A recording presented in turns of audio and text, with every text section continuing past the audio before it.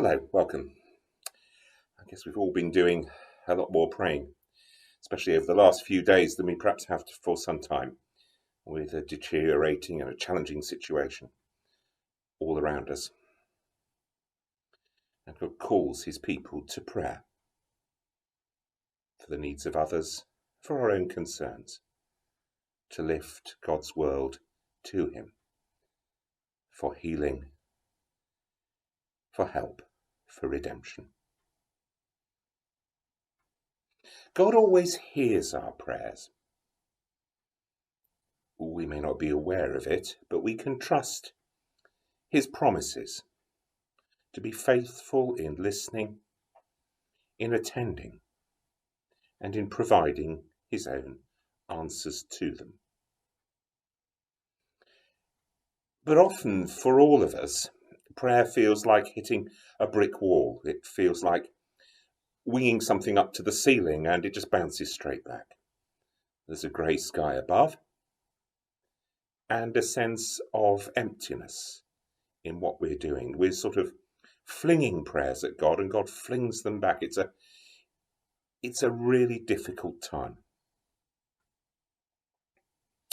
The poet R.S. Thomas lived very much for some of his ministry at the edge of West Wales, at the end of a peninsula.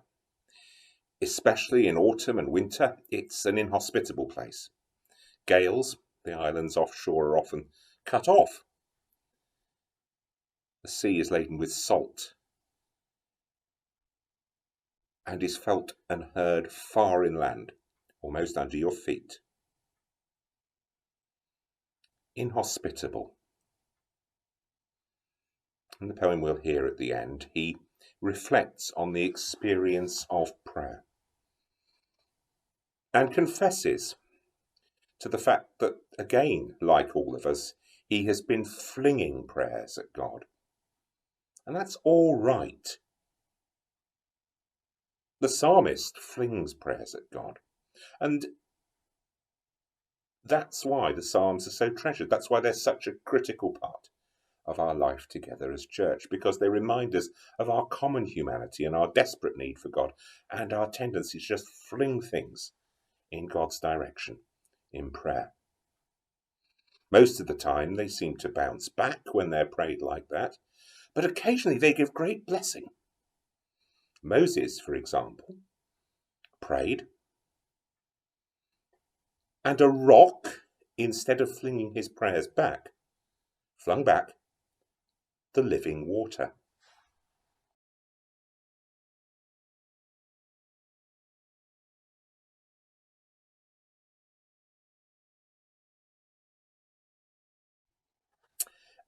We may not have the faith of Moses. And in the restlessness of our own lives, those difficult times, those times perhaps in the night where thoughts come back, where we're beset by sleeplessness, we continue to cry out. And that is okay. But R.S. Thomas in the poem speaks of another way of prayer. It's an attentive waiting for the tide.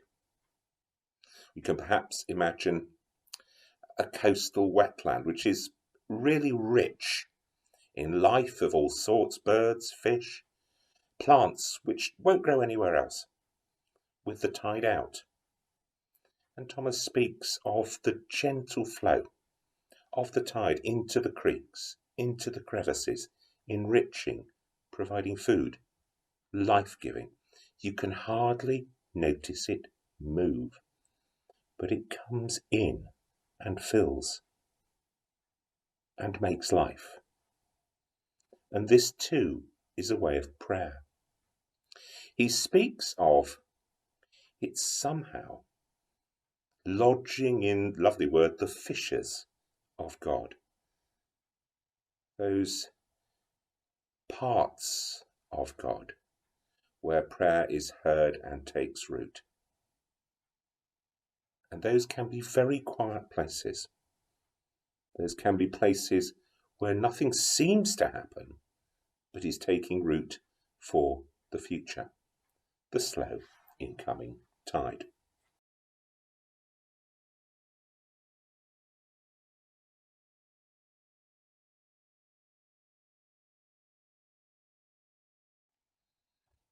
But the Lord was not in the wind, and after the wind an earthquake. But the Lord was not in the earthquake, and after the earthquake a fire. But the Lord was not in the fire, and after the fire a sound of sheer silence.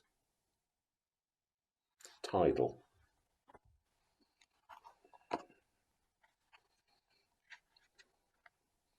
The waves run up the shore and fall back. I run up the approaches of God and fall back. The breakers return, reaching a little further, gnawing away at the mainland. They have done this thousands of years, exposing little by little the rock under the soil's face. I must imitate them only in my return to the assault, not in their violence. Dashing my prayers at him will achieve little other than the exposure of the rock under his surface. My returns must be made on my knees. Let despair be known as my ebb tide, but let prayer have its springs too, brimming, disarming him, discovering somewhere among his fissures deposits of mercy, where trust may take root and grow.